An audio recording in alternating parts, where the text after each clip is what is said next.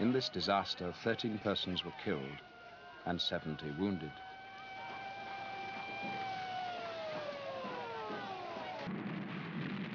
The battle for Jerusalem became the symbol of the 1948 war. Castle, one of the Arab villages dominating the Jerusalem road, passed from hand to hand several times during that week. On one occasion, something happened that changed the fate of the campaign.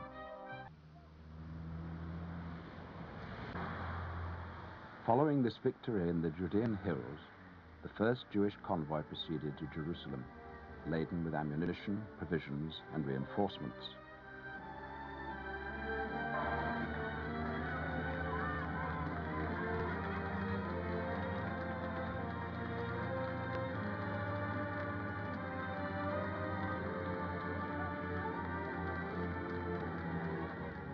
Only now did the drivers from the coastal plain realize what they had done. They had saved Jerusalem. It is difficult to imagine how poorly armed the Jews were in those days. In the eyes of the British, these weapons were of course illegal, so they had to be stored in underground hideouts.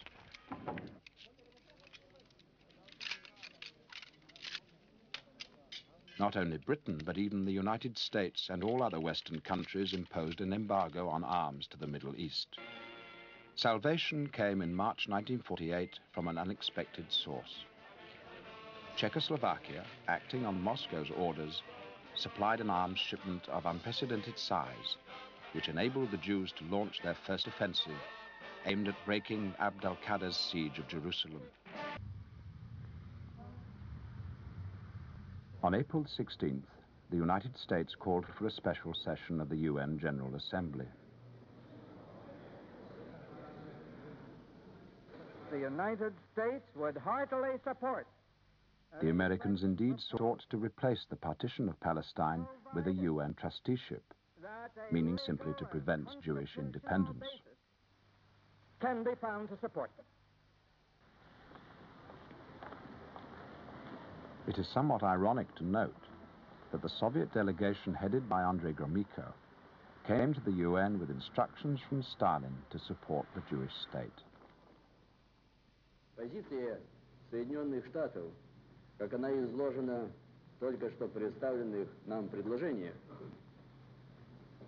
она является логическим продолжением той позиции, которую Соединенные Штаты проводили с самого начала консультаций между постоянными членами Совета Безопасности.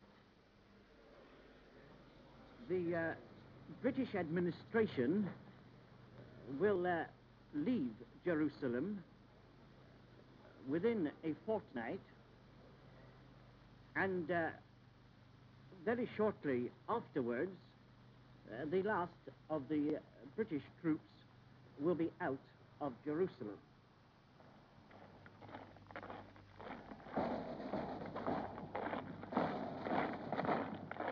Whatever the outcome of the UN decision, the British had made up their minds to leave Palestine. They dismantled military bases and installations, leaving them to be seized by the Jews or the Arabs, mainly the Arabs.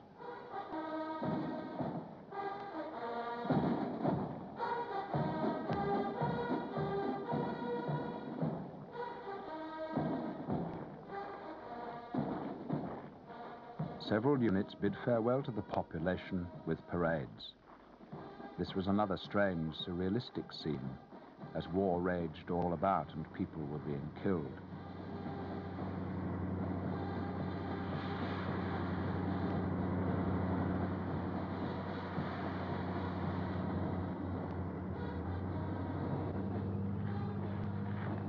Britain was departing, leaving behind a vacuum.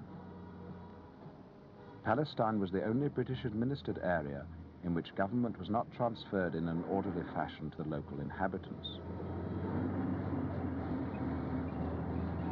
The Jews, for their part, followed the British departure attentively and skeptically, preparing to declare their independence as soon as the High Commissioner would leave Palestine and the mandate expired.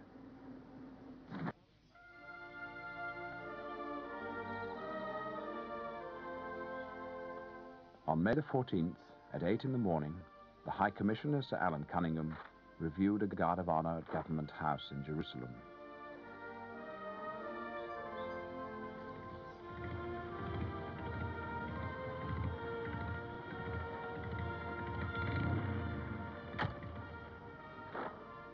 Several hours later, at the port of Haifa, Sir Alan watched the lowering of the flag for the last time. Only a few people observed this ceremony, which marked the end of Britain's 30 years in the Holy Land.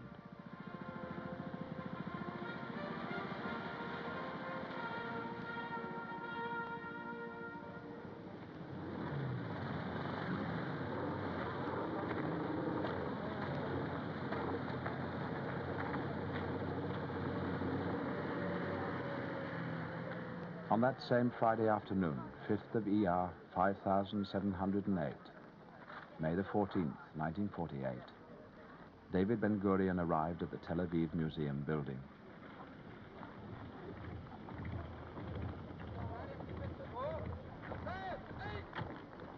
His entire life had been directed towards this very moment. This right is the natural right of the Jewish people to be masters of their own fate, like all other nations, in their own sovereign state, which would open the gates of the homeland wide to every Jew and confer upon the Jewish people the status of a fully privileged member of the Committee of Nations.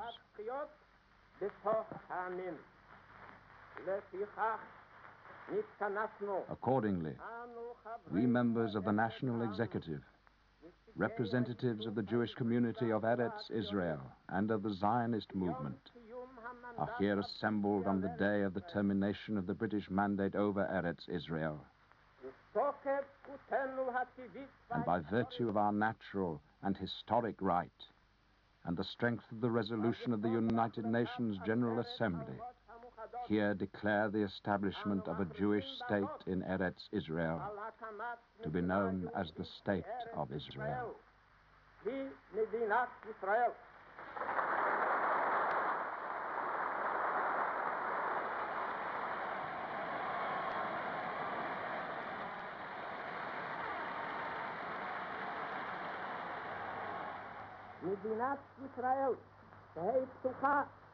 The State of Israel will be open for Jewish immigration and for the ingathering of the exiles. It will be based on freedom, justice, and peace, as envisaged by the prophets of Israel. It will ensure complete equality of social and political rights to all its inhabitants, irrespective of religion, race, or sex. It will guarantee freedom of religion, conscience, language, education, and culture. First of all, I wept. Since then, I don't believe that I have shed tears. I had associations from my childhood in America. We learned at school about the Declaration of Independence. Over there, every child knows the preamble by heart and knows of the great men who signed it. And here am I, signing the Declaration of Independence.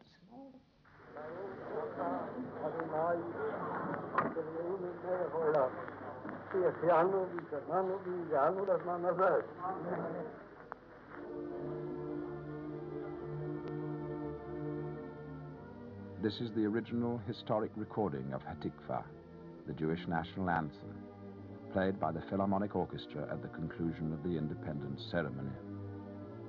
Now, for the first time, the words "to be a free nation in our own land" became a reality.